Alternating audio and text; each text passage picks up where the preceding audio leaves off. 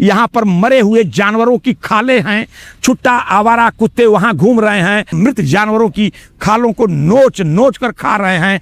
और यही है बरुणा की बदहाल स्थिति। इस समय मैं लाट भैरव पुल पर खड़ा हूं, आप यहाँ का नजारा देख रहे हैं। ऊपर आसमान में दहकता हुआ सूरज और 40 से 42 डिग्री तापमान और नीचे तपती हुई सड़क। इस सड़क पर मैं इस समय दोपहर में लगभग 12 बजे इस चिलचिलाती धूप पे खड़ा हूं। आप देख रहे हैं कि इसे यह जो कजाकपुरा से सरैया मार्ग को जोड़ने वाला 2-2 रेलवे क्रॉसिंग को पार करते हुए यह बना हुआ उत्तर प्रदेश का सबसे लंबा रेलवे ओवरब्रिज, जिसका अगले कुछ दिनों बाद प्रधानमंत्री नरेंद्र मोदी इसका जो है उद्घाटन करने वाले हैं। इसलिए मैं आज इस पुल पर मौजूद हूं। इस क्षेत्र के वाराणसी शहर दक्षिणी के विधायक डॉक्टर नीलकंठ तिवारी, जिन्होंने जब पहली बार वो विधायक हुए तो इस क्षेत्र की समस्या को समझा और जब क्षेत्रवासियों ने उनसे आग्रह किया तो उन्होंने इसका प्रस्ताव तैयार किया और प्रधानमंत्री से लेकर के उत्तर प्रदेश की सरकार को अवगत कराया। तब जाकर के यह रेलवे फ्लाईओवर ब्रिज 5 से 6 वर्षों में 7 वर्षों में बन करके तैयार हुआ। और इस पुल को बनाने में काफी कठिनाइयों का सामना भी करना पड़ा।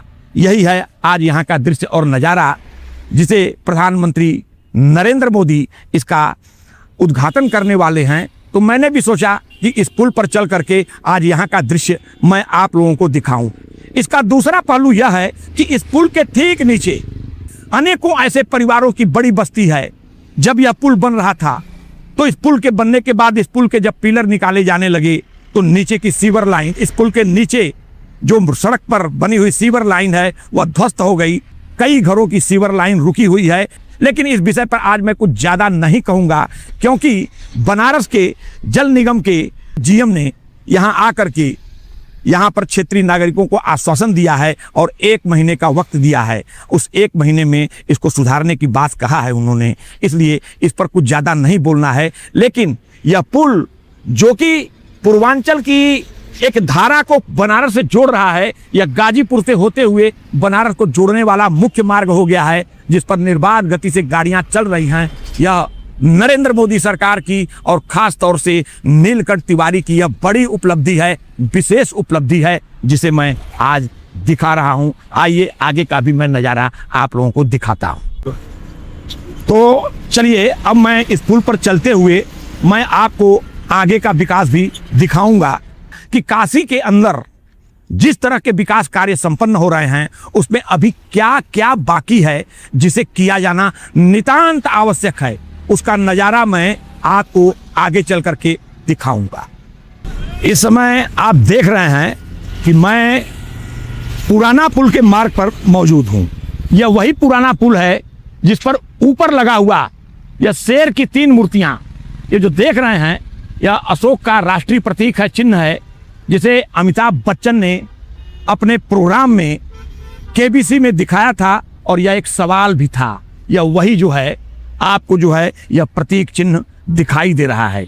इस समय मैं पुराना पुल पर मौजूद हूं और ये सामने आप देख रहे हैं कि ये बरुणा नदी है। आइए यहाँ का दृश्य और नज़ारा जिसे आप देख रहे हैं ऊपर का देखिए, यह जो है बरुणा नदी है जो बहते हुए आ रही हैं। और इसमें आप देख रहे हैं कि यह पूरी तरह से इस तपती हुई दोपहरी में, इस गर्मी के दिन में मल मूत्र के जल से यह भरी हुई बरुणा नदी है और यही जल जा करके गंगा में मिल रहा है। और यहाँ काफ़ी बदबू है, यहाँ बहुत ज़्यादा बदबू है। यहाँ मरे हुए जानवरों की जो सड़ी हुई लाशें हैं उसकी बदबू, जिसका नज़ारा दृश्य आप देख रहे हैं। और इसके ठीक दूसरे छोर पर भी यही नज़ारा है। उधर देखिए कि इस यहाँ फाटक बंद किया गया है, बरुणा नदी के इस पुल पे यहाँ से फाटक बंद किया गया और उधर पानी रुका हुआ है जिस पर जलकुंभी से पूरा जल प्लावित है। और इधर जो है मलमूत्र का यह बहता हुआ, यह जो है बहती हुई धारा जो आपको दिखाई दे रही है, इसका आप जीता जागता दृश्य देख सकते हैं। वर्षों से यह गंदगी बरुणा में बह रही है और कहते हैं कि गंगा साफ हो चुकी है, गंगा को निर्मल बनाया जा चुका है, गंगा को साफ किया जा चुका है। लोग वहीं पर जो है गंगा जल का आचमन कर रहे हैं, गंगा जल से जो है स्नान कर रहे हैं और गंगा मैया को प्रणाम कर रहे हैं, जिसमें वरुणा नदी से यह बहता हुआ सीवर का मल और जल, जिसे मैं देख रहा हूं कि दूर दूर तक यह पानी जहां जहां तक बहता हुआ दिखाई दे रहा है, पूरी तरह बदबू कर रहा है। और यही नज़ारा, यह दृश्य मैं इसलिए दिखाना चाहता हूं कि बनारस के सांसद और देश के गौरव प्रधानमंत्री के रूप में नरेंद्र मोदी जी उस पुल के उद्घाटन के लिए यहां आ रहे हैं। काशी आगमन आपका हो रहा है।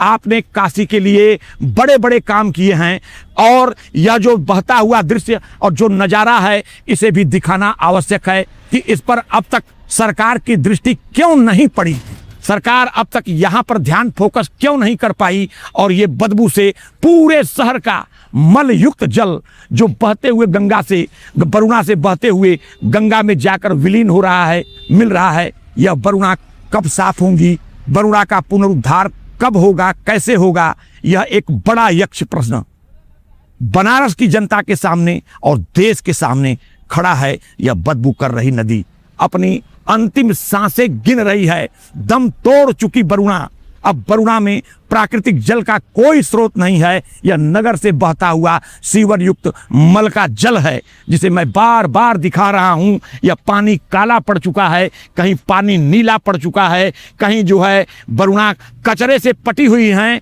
यहाँ पर मरे हुए जानवरों की खालें हैं, छुट्टा आवारा कुत्ते वहाँ घूम रहे हैं और इसके बाद यहाँ फेंकी गई मरे हुए मृत जानवरों की खालों को नोच नोच कर खा रहे हैं। और यह पूरा इलाका हवा के साथ, हवा जिधर जिधर बह रही है उधर उधर बदबू कर रहा है। यह कूड़े का पूरा अंबार, कूड़े का नगर भर से निकलने वाला नगर निगम के कूड़े का अंबार भी इस वरुणा के किनारे कचरे के रूप में डाला गया है। और इसे पाट पाट करके जो है कहीं इस उबड़ खाबड़ रास्ते पर मलिन बस्तियां बस गई हैं।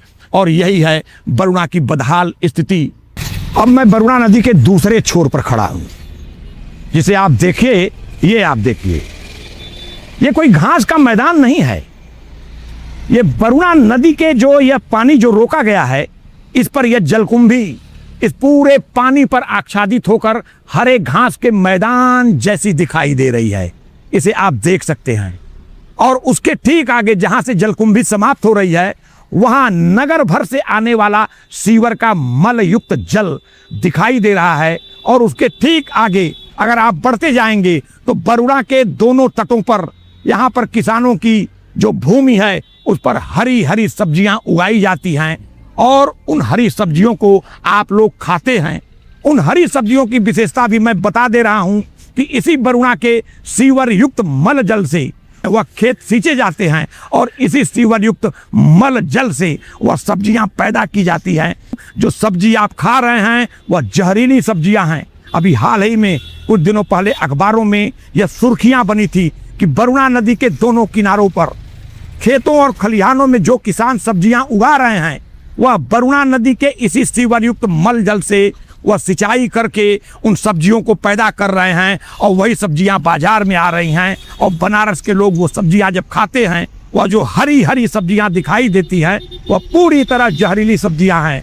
और इन्हीं जहरीली सब्जियों का हम सेवन कर रहे हैं। यह भी नज़ारा मैं आपको दिखा रहा हूं कि वरुणा, लुप्त प्राय वरुणा, इस नगर के सीवर युक्त मल जल से भरी हुई है और इसका प्राकृतिक जल का कोई स्रोत नहीं है। और इस पर अब तक किसी भी सरकार ने, इसके स्वच्छता पर, इसके सफाई पर, इसके निर्मलीकरण पर किसी भी सरकार ने आज तक कोई ध्यान नहीं दिया।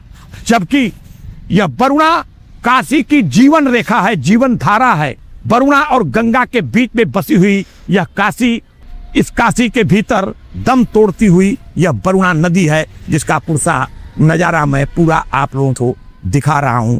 यही है आज यहाँ का दृश्य और नज़ारा।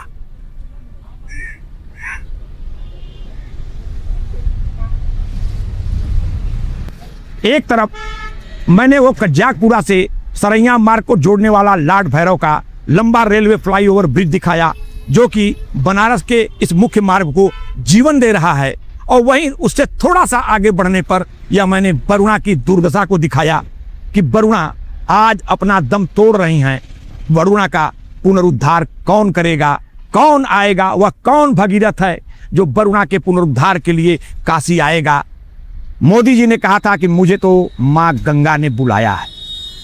आज मैं और बनारस इंतजार कर रहा है गंगा की छोटी बहन वरुणा का उद्धार करने के लिए। अब काशी कौन आएगा। तो आज बस इतना ही। आप सभी लोगों को थैंक यू, धन्यवाद, सादर नमस्कार।